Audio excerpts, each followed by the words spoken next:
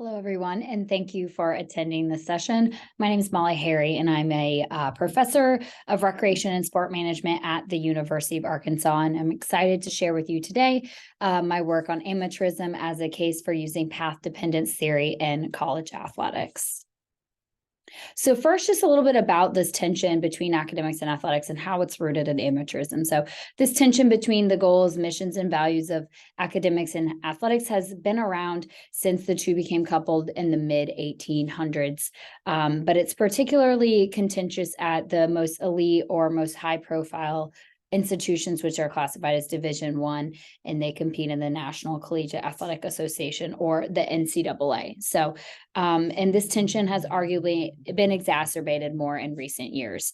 This tension has intensified from these five key factors: the commercial nature of college sports, strained relationships between academics and athletics leaders on campuses, different organizational structures, and different sport-related financial concerns compared to academics, and the high invisibility of athletics in the popular media, and finally, athletic scandals, of course. So arguably at the root of these concerns is the principle of amateurism. So amateurism, sport historians have noted, really emerged out of the British aristocracy in the 1800s, and it was used to delineate upper and lower class members of society. Amateurism is the unpaid practice of an activity, and in this case, it's the activity of sport. Those in the upper classes enjoyed sport as a leisure activity compared to those in the lower classes who had to compete or participate in sport on a paid basis. So in this way, being an amateur was seen as something sort of more high class there.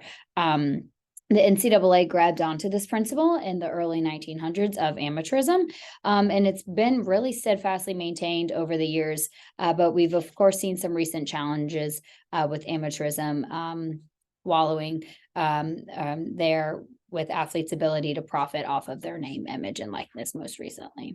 So with that in mind, the purpose of this research was to use the lens of path dependence theory to show how amateurism can be conceived as a sort of a catalyst for these academic athletic tensions over the years, but also the tensions that we're seeing now on college campuses, and particularly those Division I campuses.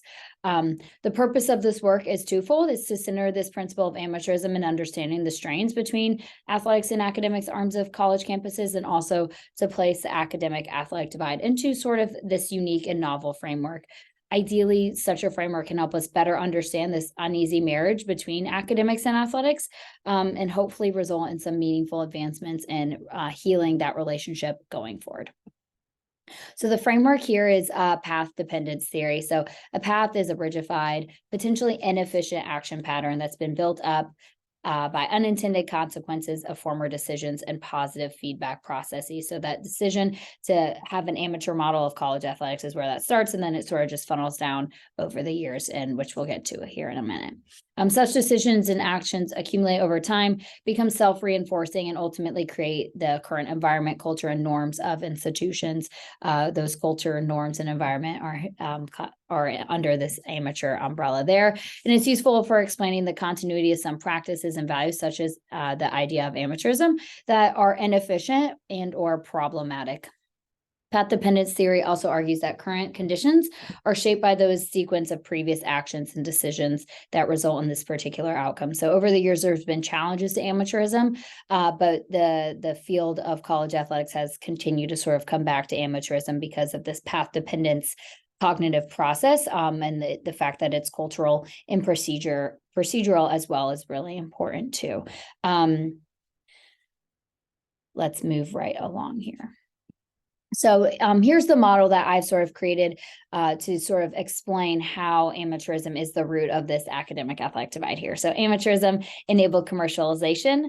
Commercialization helped to create separate academic and athletics leadership, which facilitate different organizational and financial structures, which help to establish this divide. Commercialization also resulted in higher athletic publicity, which helped to expose athletic scandals, which further helped to form that academic athletic divide there. And you can see all the arrows. Amateurism is also rooted across this model as well. So now I'm going to briefly explain those five areas. So starting with commercialization, it's the management of an organization an entity for the purpose of financial gain. And we note that the hyper-commercialization we see particularly at Division I institutions are really not quite as common in most of the academic area of college campuses. And this sort of fuels those tensions between the academy and sport as well, because amateurism does, again, it's practicing on an unpaid basis. And we can get into an argument about scholarships and cost of attendance and NIL about payment, but generally amateurism forbids the direct athletics department from paying outside of those scholarships and cost of attendance, and now Austin money as well. And because the athletes aren't directly paid outside of that, the money that athletics does generate, particularly football and men's basketball, has to be distributed elsewhere. And we have to see this revenues distributed not to those who create it, like those athletes on those teams, but really mainly to lavish facility buildings that help that are said to bring in more recruits, but also to personnel salaries and benefits, mainly coaches and athletics directors there. So, and that of course fuels some tensions because there are issues with faculty noting the coach buyouts and things like that, particularly recently. Commercialization also helped to create, as I mentioned before, the separate academics and athletics leadership in distinct organizational structures and that publicity there. So I'm going to start with creating academics and athletics leadership separation. So athletics started off as student run in the 1850s. As commercialization increased, faculty and academics administrators started to gain control because of the money that was involved. They didn't really see students handling that well. And then athletics specific leadership positions were eventually created because the faculty and academics administrators saw how much time this commercialized model was taking, and it was distracting them from their own teaching and research that they needed to accomplish. And again, athletics was also not seen as pertinent to those missions of teaching, research, and service, sort of furthering this divide of the campus arms, and so was handed off to athletics personnel, which eventually evolved into athletics directors. The academics and athletics administrators often have different trainings and backgrounds, so they're going to have different perspectives on the relationship between sports and education. Athletics leaders often come from a more business background or a coaching background. They don't generally have terminal degrees, whereas academics leaders tend to have those terminal degrees and tend to approach things differently, as you can see in those two next bullets. So academics leaders arguably seek to capitalize on teaching, research, and service, but we argue that athletics leaders seek to commercialize athletics departments in order to continue to generate that additional revenue. And again, this continues to perpetuate athletics down the same amateur yet commercialized path. Still, presidents have the highest governance in athletics, but they've really taken this more hands-off approach to managing intercollegiate sport, which they've been criticized for over the decades. And again, this might also partially stem from the idea that athletics is extracurricular or auxiliary, and it's on the peripheral of education and the mission. So therefore, taking a hands-off approach is more appropriate, and taking a more hands-on approach to areas more central to the mission would be that idea behind that. Now we have different organizational and financial structures. So institutions are generally vertically structured and decentralized, but athletics, Division I athletics departments tend to be more centralized, and many scholars note that they're sort of hierarchical and model corporations, hence the business model that we often see, and even the military in some cases there as well. So the AD does have the most control, and often before making decisions, lower level leaders do ask the AD or report up and then go and make those decisions once they receive the okay, which is a little bit different than how academics units and departments are functioning. Division I athletics budgets are perceived as capitalizing again on those commercial ventures because of the leadership model that we just spoke about. They're often classified as auxiliary, but they're often not real auxiliary units. Auxiliary units are supposed to be self-sufficient, but athletics departments, even at the highest level, only 25 or so operate in the black. So many are still subsidized by the athletics department or by academics. So they're not truly auxiliary units.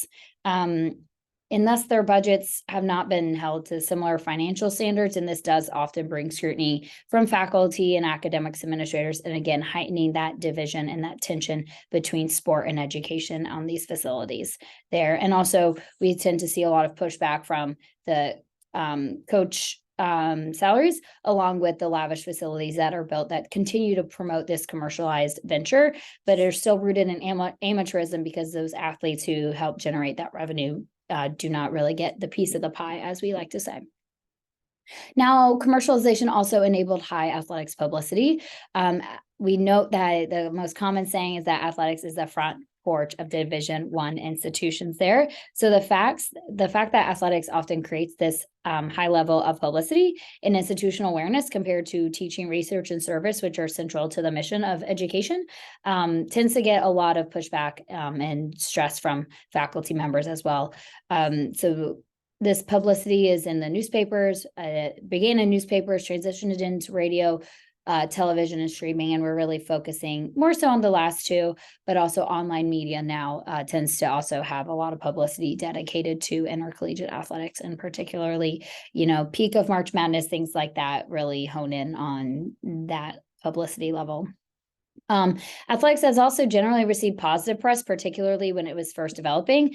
And because it didn't receive much pushback or criticism at the beginning, it arguably became too big to fail, as some historians have argued. And that's sort of why we continued down this high athletics publicity pathway as well. Sports continues to receive more attention than academics. This could be because sports is also easier to follow potentially than athletics. It's easier than academics. It's easier to understand wins and losses than it is to understand what somebody's doing with their amazing cancer research. So that's another tension there as well. But this publicity does have some negative effects, such as exposing athletic scandals. So this has been a really long-standing issue, and has certainly fostered the athletic academic divide over a century and a half of college athletics. And then most of the scandals in Division I do center violations of amateurism in some capacity. Amateurism is often tied with that educational piece as well. And perhaps the most detrimental scandal for these tensions was where the paper courses offered at UNC, which were mostly for athletes and arguably designed to keep them more eligible so that they continue to win the school championships, continue that publicity, continue that commercialization, right? So we're starting to see how connected all those things are. Ultimately, the NCAA did rule that there was no academic fraud happening at UNC because non-athletes were also involved in those courses.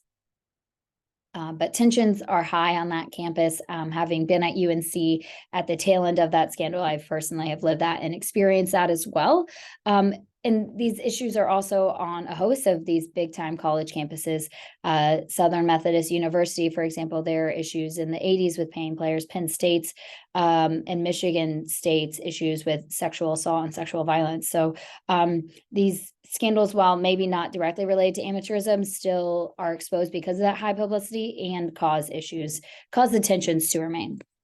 So to really briefly wrap this up, I'm hopeful that this model can center the appreciation and the role of amateurism in creating and perpetuating tensions we see in academics and athletics. It's likely to go through these five issues stemming from amateurism. We really can't abolish this curse or get rid of commercialization at this point, but there are ways to rein this in and refocus on academic priorities. And there are certainly reform groups who are working on that we should really consider going forward in our practice and in our scholarship. Consider more meaningful ways to have academic administrative oversight, or even just collaboration between athletics and academics leaders. Publicity given to athletics is also unlikely to change, particularly at that macro level. We think of all the streaming options and how often it is on TV. And so that's unlikely to change, but small adjustments and other ways to highlight academics or athletes' academics achievements could be helpful. And of course, scandals will continue, but if we rid the academy of this amateurism principle, perhaps we can end some scandals that are related to that principle and further work to heal the division between academics and athletics. Those are some of my references, and I just want to say thank you, and I'm really looking forward to having some discussion afterwards.